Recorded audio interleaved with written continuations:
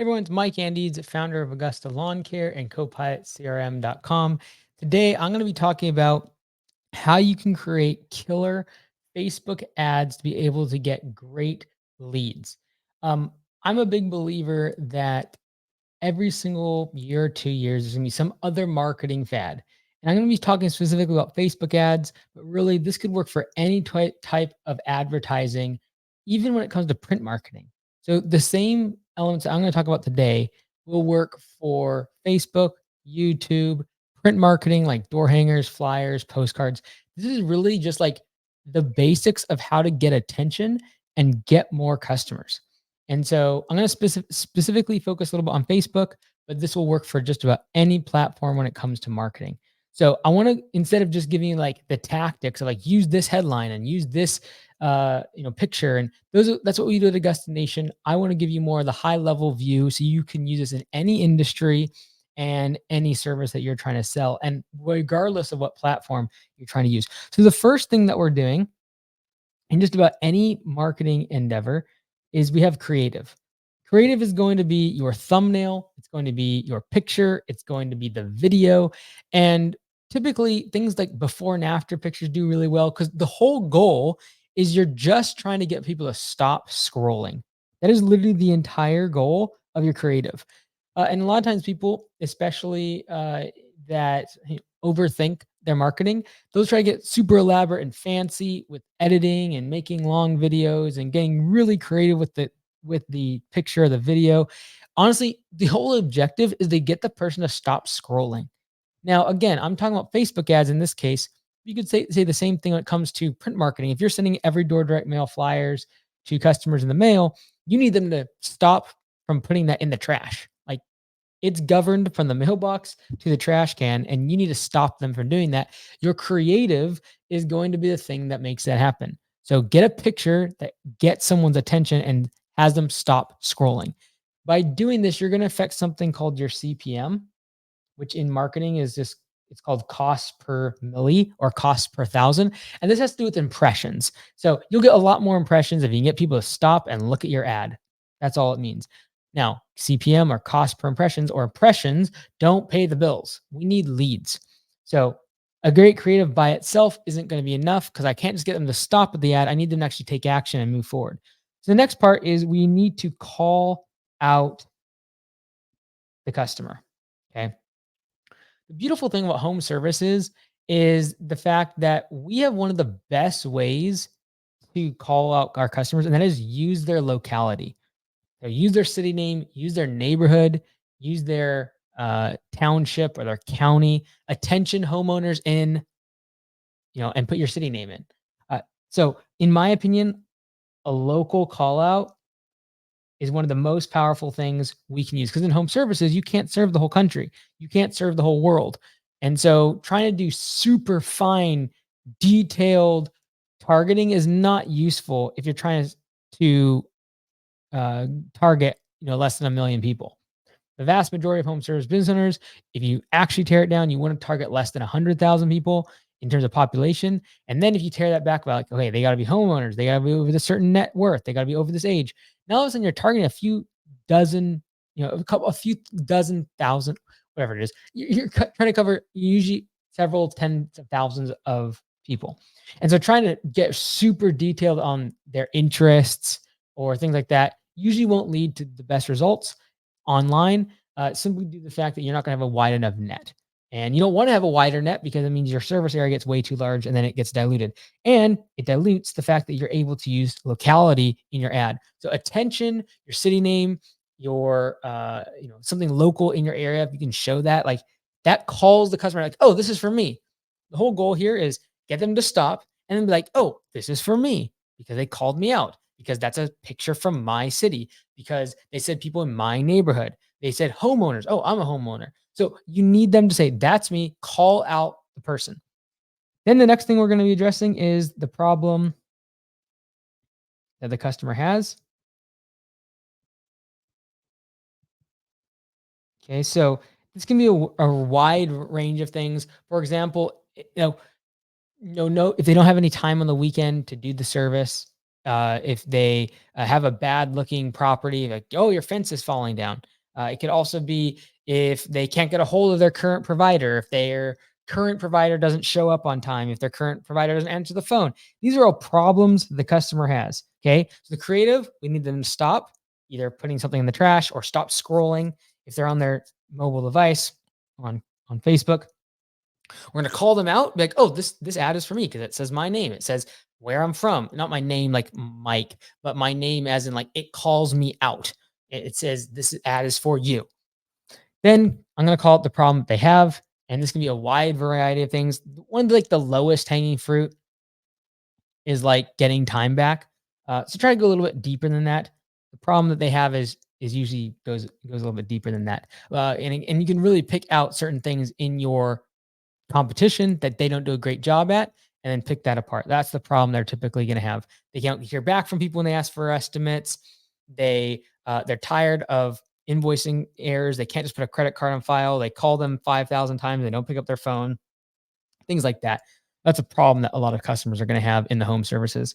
And then what you're going to address is how I solve it. Okay. And ideally, you go directly at the problem that they have. Okay. And so if the problem is that the competition or your roofer doesn't call you back, well, we promise that within 24 hours we will be on your property, for example. So your solution to the problem that they have. Okay. And this could be anything where from saving them time or wherever it might be the problem they have. They don't have time on the weekend. Great. How I solve that is you can put a credit card on file and never have to worry about service again. Have a client portal, whatever is, how do I solve the problem? And you can go really granular on your certain service. I'm not going to do that here because so many different services watch this, but many of us in our industries, we know the problems our customers have with our industry, with their property, with their house, with the specific service we offer, and then how you can solve that. And ideally, you kind of like make that a thing. So whether that be like lawn transformation, where our famous lawn transformation, or our famous honeydew honeydew list makeover, and you come in and you cleaning, for example, fences, something like 100% money back guarantee or something along those lines. You could do how you solve the problem and you make everything, all their dreams come true, and you solve the problem that they have. All right. And then the thing is, why should they care? Okay. This is the next thing. And this one, what you want to focus on is the Bob, benefit of the benefit. So instead of just thinking, well, the benefit of me solving the fact that I'm going to paint their fence is that it's going to look nice, think about why they should care, and think about the benefit of the benefit, which is their neighbors are going to like them again because their dilapidated fence is going to be fixed. And that they're going to have prestige, and people in the neighborhood are going to like them more. There's going to be security because now they have fence. And it's actually working and it's an operable condition. So these are the things that are the benefit of the benefit. So try to go a little bit deeper here. A lot of times I see people just reciting how they solve the problem. It's like, and in terms of why the customer should care, it's like, no, they don't really care that you have a credit card on file. They care because that means that they never have to talk to you again, and they don't want to have to deal with their provider. Like, go to the benefit of the benefit. Prestige, security, things in the neighborhood that people are going to look up to them because they see your truck and your shiny equipment, etc. All right, the next thing is call to action. Okay, CTA. And ideally, you want this to be positive, present tense, and actionable. All right, so instead of saying don't miss out on this, rather say jump on this, like positive, present tense, actionable. That's what we want to focus on when it comes to the call to action. You could say, don't miss out, click now. Ideally, though, you'd say something more along the lines of act now, jump now, before it's too late. You don't want to go after negative. Like before it's too late is negative, but jump on this now is a positive action. Okay, that's their call to action. What do you want the customer to do? Now that you have got them to stop scrolling, you've called them out, you've identified their problem and how you can solve it and why they should care, the benefit of the benefit, and then now you tell them what to do. Okay, and then what you're going to use is PSs, postscripts, or potentially even post like PSS. Usually this is going to be used for something funny. It's a great way to just kind of shake things up a little bit. Discounts, guarantees are great here. So if you're going to do a discount, some sort of an offer. So let's do this offer. So for example, like the first 15 people are going to get 10% off. The first 3 people that call will get a free fence staining. All right. Whatever your service is, you can create an offer and put it in the PS. Because a lot of times people, they'll skip from the creative right down to the PS. They'll read the first thing in the ad and maybe the call out, and then they'll jump down like, hey, what's the whole point of this situation?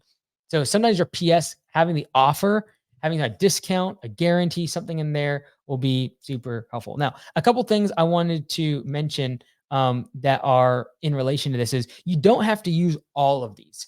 Okay, so some of you are going to make this long ad about the creative, certain call out, the problem they have, how you're going to solve it, why they should care, call to action, and you're going to write this 4-paragraph thing. You don't need to use all of these, okay?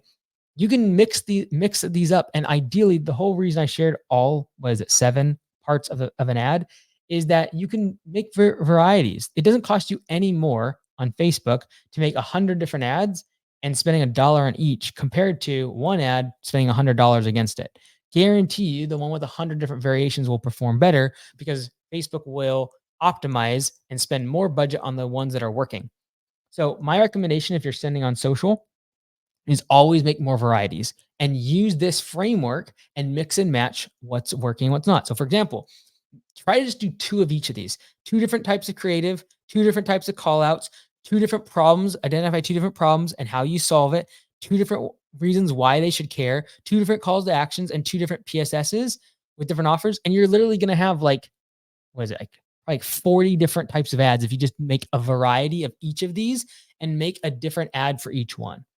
And that's where most people, like, they say, oh, this doesn't work. And they just haven't spent the time to actually create enough varieties and variations to see what's working and what's not.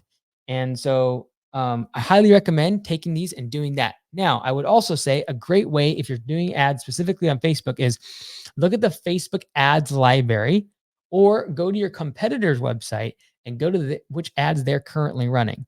And you can simply go there, their about page, see if ads are running, click on them, and see what ads have been running for a really long time, because likely those are the ones that have been working. If they weren't working, they would have turned them off. So highly recommend. That's one way to just like immediately see what creative is getting people to click, what call outs are actually working. Don't rip people off, like drag and drop their picture, but at least have an idea of what's working and what's not.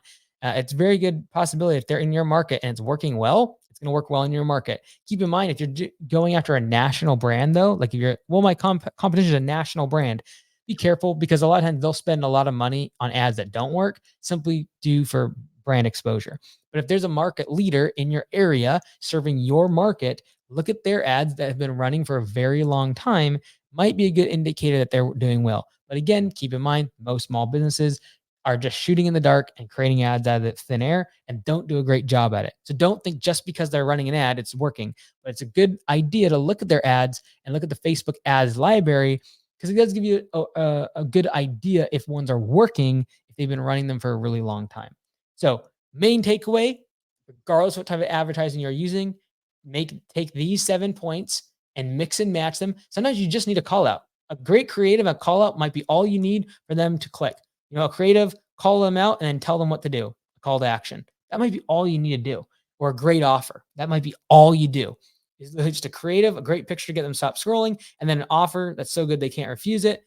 That could be literally all you do. But mix and match it, make variations, and test. I just can't it just boggles my mind. It makes me really mad that people give up on marketing and spending money on advertising, and instead they'll go buy money on trucks, because that's more tangible. In reality, if they just spent more money and time testing the different marketing platforms, they figure out what works, and then they spend money and actually grow their business. So I highly recommend this, whether it's Facebook ads, print ads, any type of advertising. Use this framework. It'll make you much more successful. Best of luck to you.